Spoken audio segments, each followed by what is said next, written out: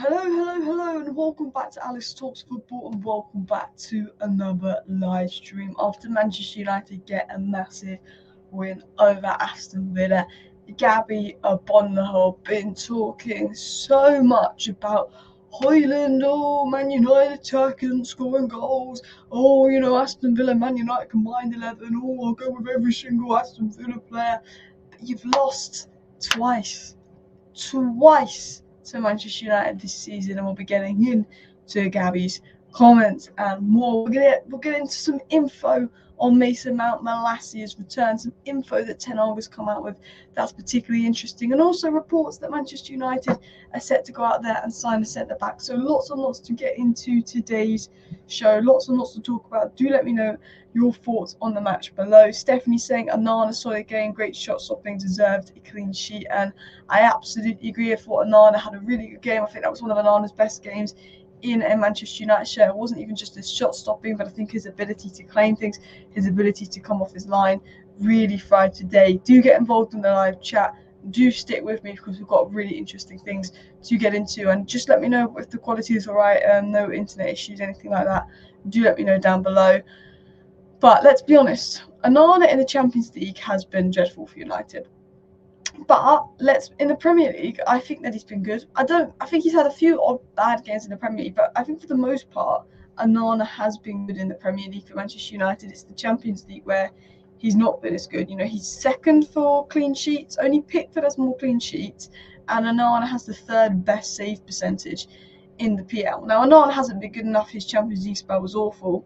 But we've got to give him credit where credit is due. He's been getting a lot of stick. And that's why I see the live chat, you guys saying, when can we sell Onana? When can we sell Onana? When can we drop Onana? What's massive with goalkeepers, and I said this with Hojlund and goal scoring, is confidence. We need a confident Andre Onana. He is our goalkeeper. He is a good goalkeeper. He's just not been playing like a good goalkeeper. If we can get that confidence in him, maybe we can see Onana look like a keeper, because his distribution was great yesterday, his saves were great, his ability to claim, come off his line. I thought that he had an all-round really good game. I thought Delo you could potentially say was man of the match yesterday, but I think Onana for the first half was definitely man of the match, because United had a really good 20-25 minute spell at the beginning of the game, and the last 20 minutes of the first half, the end of the first half, was in the sad trouble. And I did think that he was good. He's very proactive in his sweeping, and I don't know, he made him feel secure. I feel like Varane and Maguire felt quite secure that game, with Onana sort of behind them doing the claims and stuff as well. Any update on Luke Shaw's injury? Yes. Shall I just get right into the injury update? So let's go in the order. We're going to get into the injury updates. We're just going to get into news. Then I want to get into what Gabby Agbonlahor's had to say, get Gabby Agbonlahor and his comments on. And then we'll talk about the centre-backs, we'll talk about the match, we'll talk about all of that. And for some reason, Alice had a notes tab out, and she's closed the wrong tab. So she's just closed the notes tab. But this is what was the latest on Luke Shaw's injury here. So this is Erik Ten Hag's exact words on Luke Shaw, his injury, and all of that. So Erik Ten Hag said on Luke Shaw had some complaints at half-time, and we didn't want to take any risks with him because he's had injuries in the past. We'll have to see how it goes in the next few days. It's not an advantage to lose him. Everyone knows my philosophy to have left footers and at left centre-back and a left-back. We have to make compromises, and it's not our advantage. So Erik Ten Hag said on Luke Shaw, the words, basically, it was more of a precaution. He felt something. He didn't want to risk him getting injured or whatever he felt being worse. They're going to have to see and look at what he's felt, and maybe that's something that can fade away. But he's saying, we can't take that risk on Luke Shaw because Erik Ten Hag's obsessed with passing angles, this, that. We know how obsessed Erik Ten Hag is when it comes to the left centre-back, and we know that Man United, when Luke Shaw came off in that second half, we dropped off massively. Lindelof at left back. Oh my, Lindelof at left back. I never want to see it again. So I think Erik Ten Hag has made it very clear he knows the importance of having two left-footed players in his defence, and how important it is for that. Also, just two players that are good in build-up, and our build-up sucked as soon as Shaw got injured. The difference, when we had Shaw and Martinez versus Wolves and West Ham, our build-up was so good, and as soon as they're gone, it's just like another level. So I think Erik Ten Hag has made it very clear he knows the importance of having a left-footed two left-footed players in his defence, and how important it is for that. Also, just two players that are good in build-up, and our build-up sucked as soon as Shaw got injured. The difference, when we had Shaw and Martinez versus Wolves and West Ham, our build-up was so good, and as soon as they're gone, it's just like another level. So that is the latest on Luke Shaw, but I feel like hopefully it is just a precaution and Luke Shaw will be back very soon. Hopefully, fingers crossed, it's going to be nothing super serious with Luke Shaw, but I do want to get into what's been said on Mount and Malacia, the latest on that as well. Left back is now concerning for all of us. Talk of Harry Arms being considered, yeah, although that did come up from one of those dodgy sources that make things up. We're not focusing.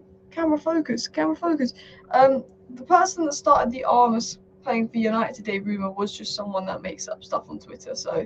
But Armas has been called up to first team training, so there's definitely some kind of interest in involving and playing Harry Armas as well. Delote turning a corner. Hopefully we can see top form. But I think he started really well under Ten Hag, and then he got injured during the World Cup, then ended last season poorly, and then he's got going again and looks good again. Delote. What is the latest on Malacia? What is the latest on, of course, Mason Mount? Two players that could be very, very important to the long-term project of Manchester United. Well, this is what was said on Malacia and Mason Mount. Ten Hag said, Tyrell Malacia and Mason Mount are training very hard. They are getting closer, but they've not returned to group training yet, but they are training on grass. So there's feeling is that Tyrell Malacia and Mason Mount are weeks away. It feels like they've been weeks away for about 3 months, but there is a feeling they'll be weeks away. There is a feeling, actually, particularly with Mason Mount, that he will be back before the international break. I have to say, I feel sorry for Mason Mount because he was at the England World Cup squad. He was a regular for England. I don't think Mason Mount will get in the England Euro squad because he's barely played for United. I do feel, but they look like they're going to be back soon in the coming weeks. Malacia's Jones 2.0. I disagree with that. I am going to say this on Malacia. I don't think he's an injury-prone player. Malacia got an injury. The surgery went wrong. We didn't look after it properly. That injury became really bad. He's missed the whole season. Before that, Malacia had missed about 2 games in about 3 years through injury, and it was just this one injury that's basically kept him out a whole season because of a failed surgery. Now, I don't know about you guys, but I do want to talk about Manchester United. I do want to talk about the win. I do want to talk about the result because we are in a good place now. I think we're in a good place. Well, I don't actually. I think there's loads of I think there are negatives. I think things need to improve, and I'm worried that Luke Shaw and Martinez are injured, and the season hasn't been great. But what I mean is, I think we're in a good place to really sort of build some confidence, build momentum. If we can go on a run of wins, we could potentially turn our season around a little bit. If we can win the FA Cup, we can get top 4. Considering how the season started, we could turn things around a bit. So what I wanted to show you actually is I wanted to be positive, but there are some criticisms of the game. Was this, and this is what I said yesterday, just as a reflection upon watching the match. This is what I said, and this is what I felt. I said, don't understand why some people are being so negative post Villa win. Aston Villa only had one home game in only lost one home game in 18 months prior to yesterday having won against City and Arsenal. It's our first away win under Ten Hag versus the top 9 side. Shaw and Martin has been injured, who are tactically so key to us. So the way that Ten Hag wants to play, you always have to abandon when we don't have Shaw and Martinez. Hojlund scores again, and there were top performances from Onana, Delow and Maguire. We did not dominate the game. The overall performance wasn't amazing, but there was some good individual performance. And considering the circumstances, it's a massive result. I've seen negativity. Did I think the play style was good yesterday? Absolutely not. When it was 1-1, was I unhappy? Absolutely. Was the midfield being cut through? Absolutely. But I don't know how you can't enjoy that result. Villa have beat City and Arsenal at home this season. Aston Villa have lost 1 game at home in the Premier League in the last 18 months. We've made that too. Aston Villa made it 1-1. How many times when a team makes it 1-1, they score another goal and they win the game 2-1 because we give them momentum to grow into the game? We don't just concede 1, we concede 2. We fought for that win. And for me, Ten Hag's got a win away against the top 9 side. Aston Villa, very, very good side. Yes, they're missing players like Konza. Yes, they're missing players like Pau Torres, who would have been key and are crucial to them. But I don't understand the negativity in the sense of, okay, the performance wasn't amazing. We had a really good 25 minutes, started the game really well, then we're poor, then let them get back into it at 1-1. But then Ten Hag parked the bus and he tactically brought on McTominay and we ended up winning the game 2-1. Wasn't amazing, super, super convincing.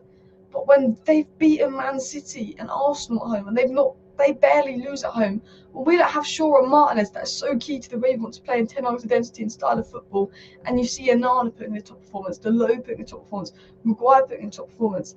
Maybe I'm being too happy, but I thought there was a lot of negativity. I thought there was a lot of negativity, and I think you just got to look at the situation and go, you know what, that's quite good. Guys, we've got 250 people watching now. I'm on 26 likes, so please do hit that like button if you have not already. It really helps out the algorithm. Hit the like button if you're happy that United are getting results, happy to beat Villa and all of that as well. Would rather see Amrabat left back than Lindelof. I agree. If Shaw is injured, who are you playing left back? Are you taking a chance on Amas? Just 16, probably risky. He's playing Lindelof, he's playing Amrabat. I mean, maybe you play Lindelof right back and the low left back. I mean, what do you do? Because if Luke Shaw's injured but no Malacia, do you play Evans at left back? It is worrying as well. We weren't dominating, but once we lost Shaw, it became mission impossible. We have no depth, unfortunately. That's the thing. Once we left Shaw, it was like, if we win this is brilliant. Because Lindelof at right back was just, yeah. Stop getting carried away. The result, draw would have been a fair result. We continue to give too many chances up, and Ten Hag's done nothing about it. I agree. I'm just being positive. I'm not getting carried away. I've said the performance wasn't great. A draw would have been a very, very fair score yesterday, and I 100% agree with you when you say that.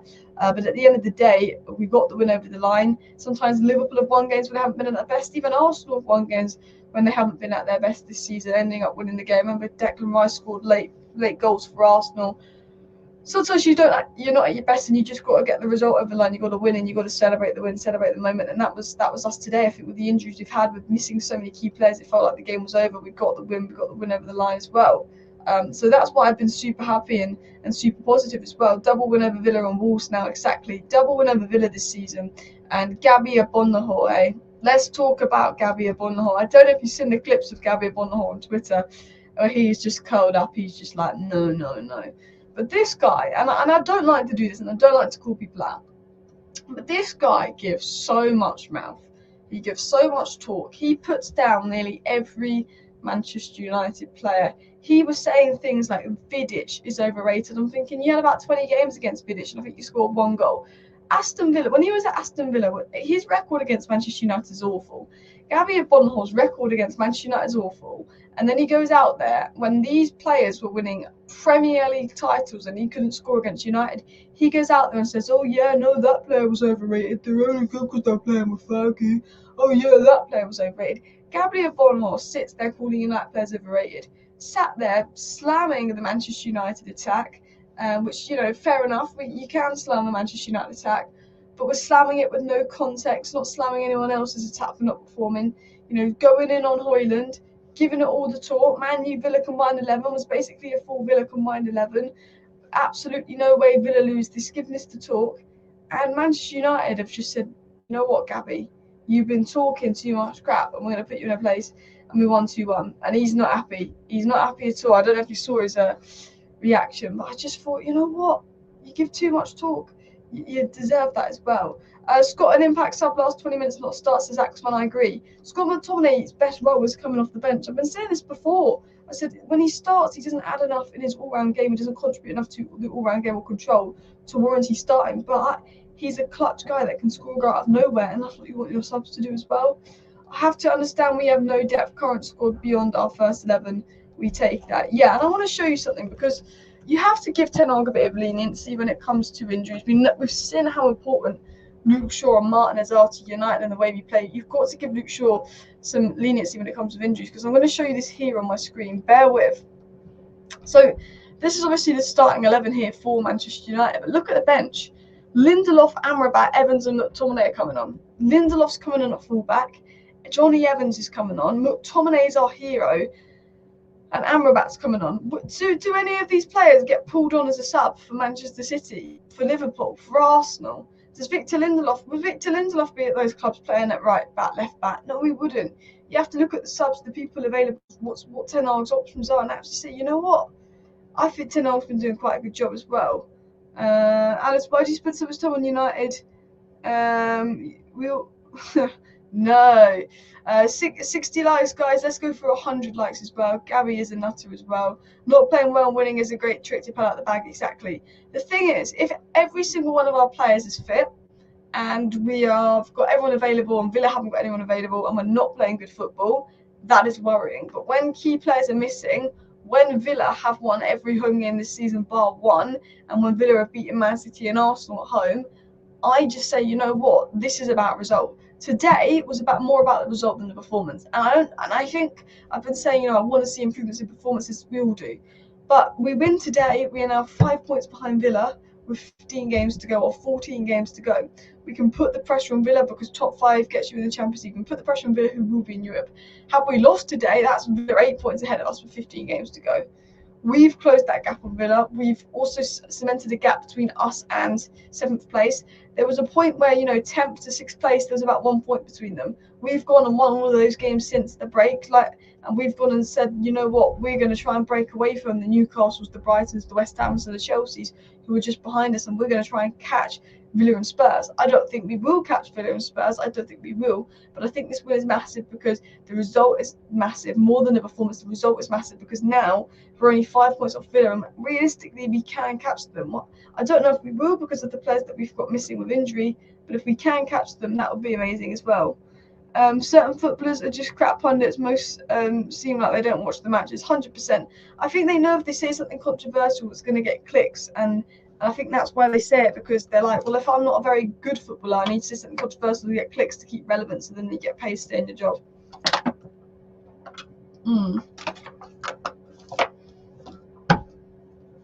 What York said about Hojlund recently was quite bad as well. Rasmus been hitting home, is quite young. Yeah.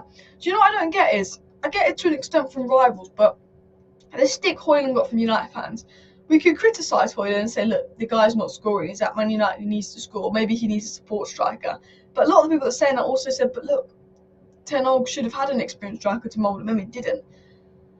But there was Man United fans that were giving Hojlund a stick, saying he's not good enough, he's wasted money, I knew we shouldn't sign this kid, la-di-da, la-di-da, la-di-da.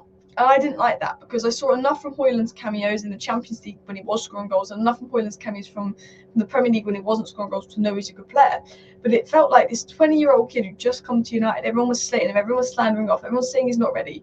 I mean, media pundits, mainstream media, big people, United fans. And that annoyed me because I don't mind if rivals go and say what they want because they're rivals, but it was when United fans and big media pundits who are in the United side were criticising Hojlund so early on, rather than saying, well, actually, his game's so good, and pointing out the fact that he got no service. Hojlund wasn't scoring in the Premier League because the ball was never given to his feet, bar once or twice. So it's nice to see people finally wake up and recognise Rasmus Hojlund's quality and what he can add to United as well, because it completely rattles me that people criticise them. If we had Leacher and got a full 90 from Shaw, I'd expect yesterday would have been a lot more straightforward, 100%. And that's why the performance wasn't amazing, and why it wasn't the best, most clean-cut, amazing performance that's seen from United. It was just purely the fact of, well, I've got to look at this and think, who's missing, who's been injured, this is Villa away, this is a difficult game, and say, you know what, I'm very, very happy with this. I'm very, very happy with that. That's what I look at when I see the performance. Happy. I'm not happy with the performance, but I'm happy with the result. I'm happy we've got the win over the line. That's how I feel right now. So I was just zoned out there a second as well. So I do apologise, but we can catch them as well.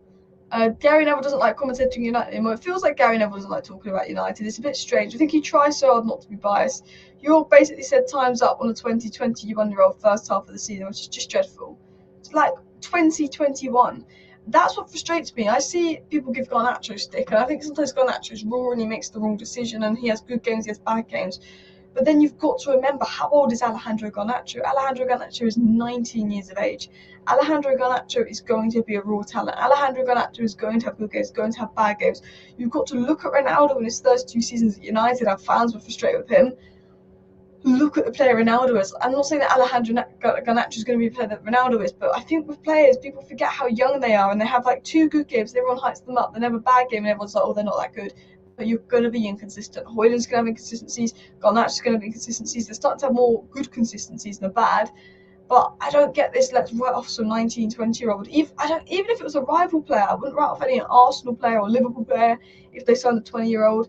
I think you've got to remember how young certain players are.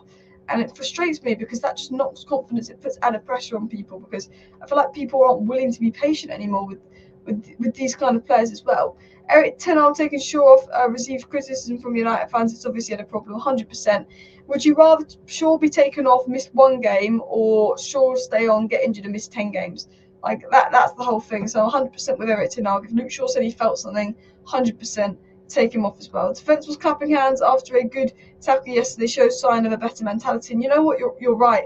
And I've noticed this with Delot, and there's something I really like about Delot more than is that I can see in Delot's face how much those tackles and blocks mean to him. I've seen Delot like almost like celebrate with De Gea that it was a corner, that he's you know, it's not gone in the net, it's a corner, it's deflected off him.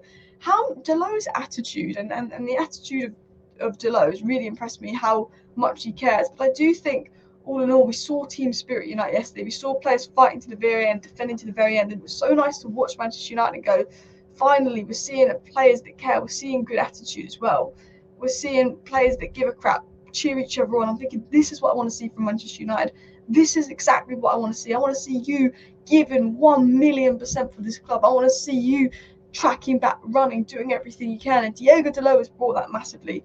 I've been so impressed with Diego Dalot. Not only can he invert into midfield, overload the midfield, help out the DM and help with ball progression, not only does he make underlapping runs that draw a defender out and create space for Garnacho and make Garnacho look better, not only does he make overlapping runs to do quick 1-2s with Garnacho, not only is he making goal line clearances, crucial interceptions, crucial blocks, but he's got grown as a person. You can see it in Delot's mentality. He's got a good leadership mentality, and I've been really, really happy with Delot recently. I hope he keeps it up. I hope he stays good, because right back's a big question at United, but I definitely think Delot is massively improving and getting a lot better.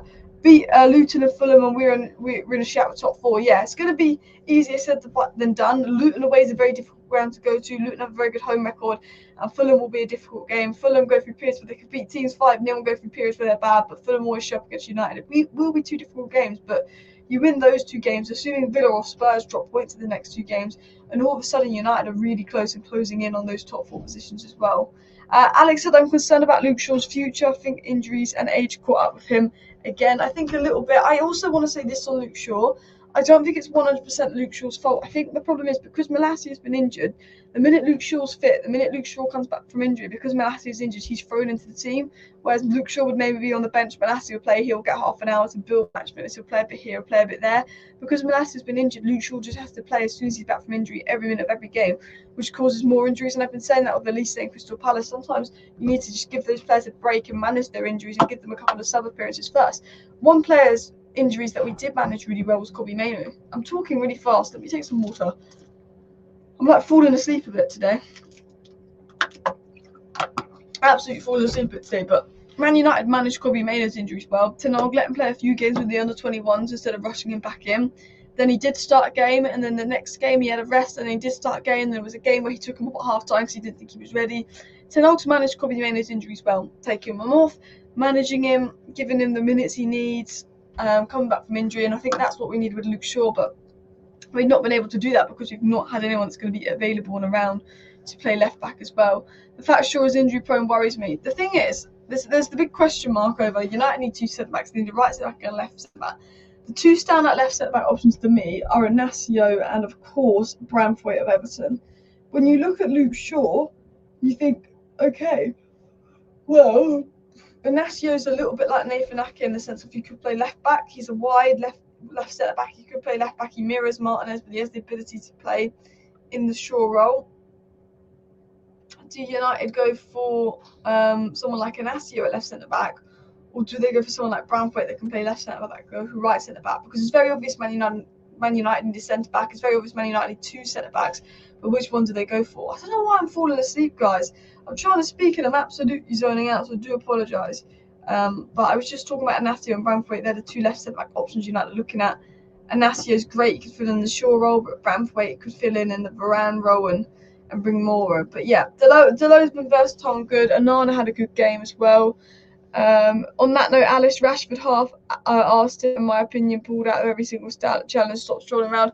Rashford had good and bad moments. There was moments of the game where he was good, the way he sent Cash to the floor, and then he had bad moments. He's just in and out of it at the moment, Rashford, I think. But he wasn't awful, but he wasn't great as well. 102 likes, 305 watching. Todibo could be an option as well for right centre-back as well. But I'm talking about left centre-back. Todibo is a right centre-back. I think it will be Todibo and Branthwaite, or Todibo and Inacio that United look to sign as well. Branthwaite did play on the right a lot versus PSG. The thing is, if you get Branthwaite in, you've got someone that can play left centre-back and right centre-back comfortably. If you bring Inacio in, you've got someone that could potentially even cover Luke Shaw's job while also covering Martinez and maybe mirrors Martinez more. But I don't know if you can if Inacio and Martinez could play together. And Martinez isn't an injury-prone player. He's just been unlucky with contact injuries. It's not muscular injuries. He's not injury-prone. So there's a lot of things to look at with that. I do apologise about me falling asleep and nodding off a bit today's live stream. I'm absolutely knackered. I do apologise for that. But we're on over 100 likes, people, as well. Delosi finally seeing consistency. That's what's always been the concerns, ups and downs. Yeah, we know that Delo can be good and we know that he can be bad, but he's having a consistent period of being good, and I'm happy to see that. In terms of other news, in terms of other information that came out, Ten Hag did say after the game he's very happy because United have had to catch up and they know what position they're in and they know what position they should be in. So they want to catch up with the teams ahead of them, and he was saying, we want to move forward. And Ten Hag was saying this was a massive win for United today because we got closer to the aim of, qualifying for the Champions League. He said the first 20 minutes was good, but then we lost control and we had to fight back at 1-1, and that's what we did, is what Eric Ten Hag said, which he's true about as well. And Eric Ten Hag spoke about McTominay, and he said he's an example for many players. He's ready to bring energy. He's always giving the spirit in the week, and he's training as opposition, working on himself. He's ready for 1 minute, ready for 90 minutes, ready to have such. It's great to have such a player. Ten Hag then praises McTominay's his mentality, how even when he's not playing and he's a sub, he's not going to complain like maybe Sancho did. He's just going to get on with it, come off the bench and score like a good sub as well. Brandfoot is a good choice because he can play on the left and the right, but he's also good centrally. I agree, he's got that versatility. We've got 2 decent right backs. We need a second striker to work alongside Hojlund. I agree. And I rate Luke Shaw, but I worry he is entering the Varane phase where you can't rely on him 100%. I love Luke Shaw. I think he's a great left back, but he is becoming definitely more also on the unreliable side. I was trying to do this live stream, but I don't know what it is, guys. At the moment, I keep falling asleep in some of my live streams, so I do apologise. I really, really do apologise. But the one thing I'm going to give Ten Hag massive credit for is he's the first manager to actually use McTominay correctly. Eric Ten Hag's figured out what profile McTominay is, that why he's good off the bench better than the starter, and he's been doing that really well these last 2 games. So hopefully he keeps that up as well. Apparently Billing is a midfield target for Newcastle, that is a Billing of Bournemouth, which is interesting. Delo is getting better and better. You can see that he gels with Ten Hag. Not only is his mentality, passion and work effort improving, but he's consistently defending a lot better. I agree. I think Delo's definitely gone up levels for United. Absolutely. No. I said in my match reaction, I think Delo, I don't know if he'll get the credit for it, but I think he's been unbelievable for United the last few games.